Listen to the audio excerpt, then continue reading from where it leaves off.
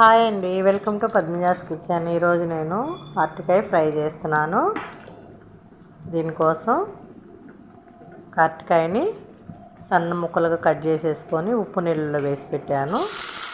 ఇప్పుడు స్టవ్ మీద బాండీలు పెట్టేసుకొని ఆయిల్ పోసి ఆయిల్ హీట్ అయిన తర్వాత పోపు వేసేసుకొని దాంట్లో ఒక ఉల్లిపాయ కట్ చేసి వేసేసుకొని ఒక ఎండుమిర్చి కూడా గిల్లేసేసుకొని వీటిని కొంచెం దూరగా ఫ్రై చేసేసుకోవాలి. ఇదిగోండి, అరటికాయ ముక్కలు ఉప్పు నీళ్ళలో వేసి పెట్టేశాను.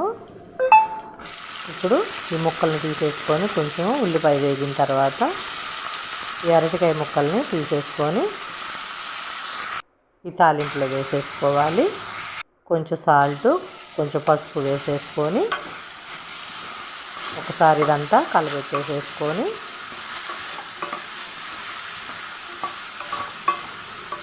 చాలా బాగుంటుంది. ఇట్లా ఒకసారి ట్రై చేయండి. ఇదంతా ఒక్కసారి కలిపేసేసి మూత పెట్టేసి లో ఫ్లేమ్ మీద ఒక 5 నిమిషాలు మగ్గనియాలి. అరటికాయ త్వరగానే మగ్గిపోతుంది. ఇట్లా చేసుకుంటే అన్నంలో కలుపుకోవటానికి కూడా బాగుంటుంది. ఏదైనా పప్పు అలా చేసుకొని అలాగా బాగుంటుంది. ఇలాగ అన్నంలో కలుపుకునేదానికి కూడా సరిపోతుంది. ఇదిగో చూడండి, 5 నిమిషాలకు ఊరకనే మగ్గిపోయింది. అరటికాయ త్వరగా మగ్గిపోతుంది. ఒక్కసారి ఇలా చేసుకోండి. ఆలు ఫ్రైనా అరటికాయ ఫ్రైనా అన్నట్లుగా ఉంటుంది.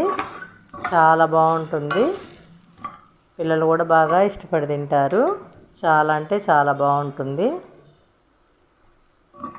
ఒకసారి మీరు కూడా ఇలా ట్రై చేసుకోండి.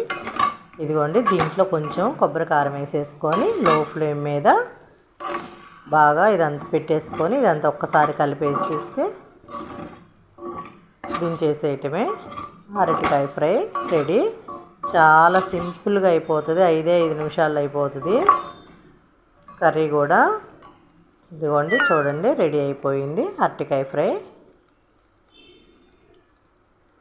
చాలా అంటే చాలా బాగుంది. ఒకసారి నచ్చితే మీరు కూడా ఇలాగా ట్రై చేయండి. చాలా simple and tasty curry recipe. చాలా అంటే చాలా బాగుంటుంది అరటికాయ ఫ్రై. ఇదిగోండి, ముద్దకూరలాగా వచ్చింది చూడండి. అన్నంలో కలుపుకోవడానికి కూడా బాగుంటుంది. లేదంటే ఏదన్నా పప్పుచారు చేసుకొని సైడ్ డిష్గా కూడా చాలా బాగుంటుంది. చాలా అంటే చాలా బాగుంటుంది. నచ్చితే ఒకసారి ఇలా ట్రై చేయండి. లైక్ చేసి సబ్స్క్రైబ్ చేసుకోండి. అరటికాయ ఫ్రై